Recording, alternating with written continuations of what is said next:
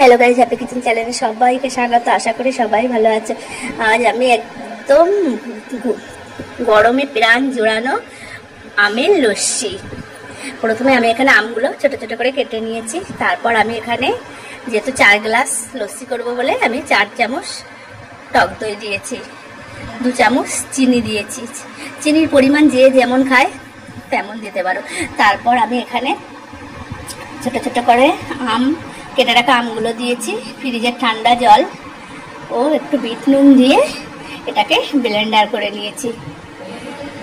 Blender করার পর তারপরে আমি বরফ দিয়ে এটাকে গ্লাসে পরিবেশন করব।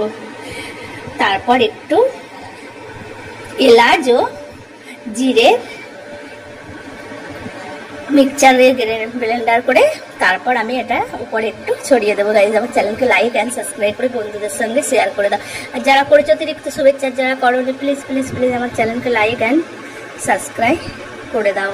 আবার আসবো নতুন ভিডিও নিয়ে। ততক্ষণের জন্য তোমরা ভালো থাকবে, সুস্থ থাকবে।